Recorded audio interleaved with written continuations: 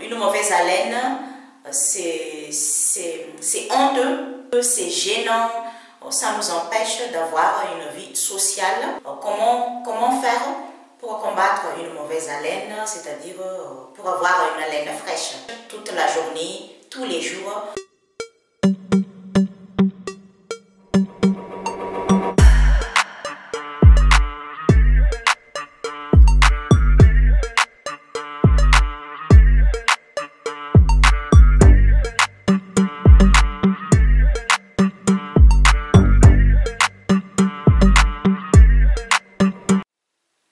Bonjour, aujourd'hui je vous partage une vidéo qui est tout à fait différente à ce que je partage ici souvent. Aujourd'hui je vais parler de soins bucco-dentaires, c'est-à-dire je vais vous partager comment faire pour combattre une mauvaise haleine, pour avoir une haleine fraîche toute la journée, pour avoir une haleine fraîche tous les jours. Et donc si ça vous intéresse, restez regarder cette vidéo jusqu'à la fin. Une mauvaise haleine, c'est honteux d'avoir une mauvaise haleine, c'est gênant, ça empêche d'avoir une vie sociale. Et donc ça me fait plaisir de vous partager aujourd'hui un soin bucco-dentaire pour ceux qui sont intéressés. Je sais que c'est honteux d'en parler, mais il y a des personnes qui souffrent d'une mauvaise haleine. Une mauvaise haleine, il existe différentes causes de ce problème. Une mauvaise haleine dit aussi l'halitose. Il existe différentes causes. La première cause, c'est une mauvaise hygiène bucco-dentaire, c'est-à-dire si on ne prend pas soin de nos dents, de notre bouche comme il faut au quotidien, on a une mauvaise haleine. Même si on n'a pas de caries, même si on n'a pas de problèmes des gencives, même si on n'a pas de maladie, si on ne prend pas soin de nos dents, de notre bouche comme il faut au quotidien, on a une mauvaise haleine. Et ça, c'est la première cause. La deuxième cause, c'est pour les personnes qui ont des caries, qui ont des dents abîmées, qui ont besoin de faire un pansement. Et ça donne une mauvaise haleine, même si on brosse les dents tous les jours, même si on prend soin de nos dents comme il faut au quotidien. Si on a des caries, si on a des tartres, si on a des problèmes de gencives ou une inflammation quelque part dans la bouche, ça peut provoquer une mauvaise haleine. La troisième cause, c'est l'alimentation, parce qu'il existe un aliment qui provoque l'halitose, qui provoque une mauvaise haleine. Par exemple, l'ail. Si on mange de l'ail, il y a certaines personnes qui ont une mauvaise haleine après avoir mangé de l'ail. Pas tout le monde, ce n'est pas le cas de tout le monde, mais il y a des personnes qui souffrent d'une mauvaise haleine après avoir mangé de l'ail. Il y a aussi l'oignon. L'oignon peut provoquer une mauvaise haleine. Des épices, certaines épices peuvent provoquer l'halitose. Et il y a aussi le tabac, l'alcool. Aussi, il existe des médicaments qui provoquent une mauvaise haleine. La quatrième cause, c'est une maladie. Il y a une maladie qui peut provoquer une mauvaise haleine. Par exemple, le problème de gastro-intestinal. Il y a aussi le problème de sinus. Quand on a de sinus, peut provoquer une mauvaise haleine. L'infection de la gorge peut aussi provoquer une mauvaise haleine. Et une autre cause de mauvaise haleine, on peut avoir une mauvaise haleine à cause de stress. Chaque corps est différent, chaque organisme ne réagit pas de la même façon face à une situation, face à un problème. Et il y a des personnes qui souffrent d'une mauvaise haleine à cause de stress. Ce n'est pas le cas de tout le monde, mais il existe des personnes qui ont une mauvaise haleine à cause de stress. Donc, c'est à chacun de voir le vrai problème qui cause l'halitose, qui cause une mauvaise haleine. Ce que je vais vous partager aujourd'hui, ça peut aider pour combattre une mauvaise haleine, mais il faut consulter un dentiste, une spécialiste pour savoir ce que vous avez vraiment, pourquoi vous avez une mauvaise haleine. Parce que comme je viens de vous dire que certains problèmes de mauvaise haleine est causé par une maladie ou par un traitement médical ou par une mauvaise hygiène bucco-dentaire ou bien par la formation des caries, c'est-à-dire une personne qui a des caries, des gengives ou des dents abîmées qui ont besoin de faire un pansement. Et donc, le soin que je vous partage aujourd'hui peut vous aider pour avoir une haleine fraîche, pour combattre une mauvaise haleine, mais il ne faut pas négliger de consulter un dentiste, de consulter un spécialiste, parce que ça fait partie de l'hygiène bucco-dentaire de consulter un médecin ou un dentiste. C'est pour savoir qu'est-ce que vous avez vraiment, si vous avez des problèmes bucco-dentaires, si vous souffrez une maladie qui cause une mauvaise haleine. Et donc, il ne faut jamais négliger de consulter un dentiste ou un médecin. Je ne suis pas une dentiste, je ne suis pas une spécialiste en soins bucco-dentaires, mais je vous partage ce que je sais, je vous partage mon expérience, je vous partage ce que j'utilise et qui est vraiment efficace pour combattre une mauvaise haleine. Je sais que c'est un sujet tabou, parce que c'est honteux d'en parler, mais ici, on va casser ce tabou, on va en parler, parce que j'ai créé cette chaîne pour ça, pour échanger avec vous d'une autre forme, pour vous partager ce qu'on peut faire pour prendre soin du corps, de la tête aux pieds. Et donc, ça me fait plaisir de vous partager ici aujourd'hui un soin bucco-dentaire pour ceux qui sont intéressés. Il existe quelques étapes à faire tous les jours si on veut combattre une mauvaise haleine. La première étape à faire, c'est l'utilisation d'une huile végétale au choix, c'est-à-dire faire un bain de bouche le matin. Quand on se lève, on ne boit rien, on ne mange rien, mais on fait d'abord un bain de bouche avec une huile végétale. L'huile végétale qu'on peut utiliser pour faire un bain de bouche, c'est l'huile de noix de coco, l'huile de sésame, vous pouvez aussi utiliser l'huile d'olive. Le plus connu, c'est l'huile de coco et c'est l'huile végétale la plus recommandée parce qu'on dit que c'est beaucoup mieux comme un bain de bouche. C'est une huile végétale qui contient toutes les propriétés nécessaires pour neutraliser la mauvaise odeur dans la bouche. Et aussi l'huile de coco, c'est une huile qui existe partout, c'est facile à trouver, ça ne coûte pas cher.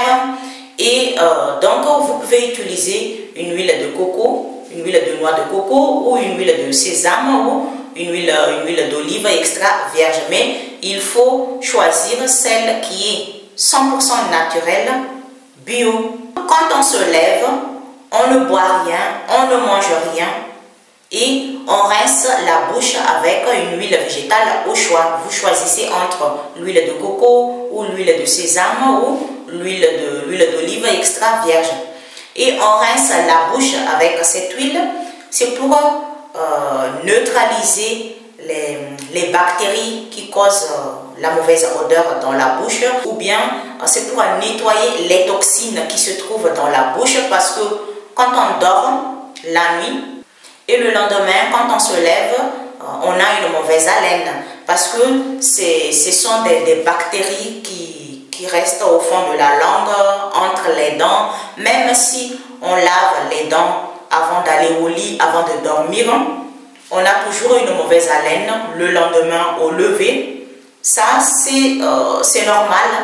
Et donc, il faut d'abord faire un bain de bouche avec une huile végétale au choix.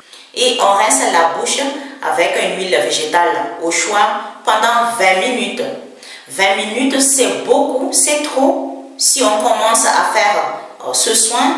Et donc, ce qu'on peut faire, si c'est trop pour vous de rincer la bouche avec une huile végétale pendant 20 minutes, vous pouvez commencer 5 minutes, c'est-à-dire vous rincez la bouche avec une huile végétale pendant 5 minutes et le lendemain ou après 2 jours ou après une semaine, vous commencez à rincer la bouche avec une huile végétale pendant 10 minutes. Ensuite, vous pouvez faire jusqu'à 15 minutes et comme ça, avec le temps, vous vous habituez d'utiliser une huile végétale comme un bain de bouche et après vous pouvez faire un bain de bouche pendant 20 minutes.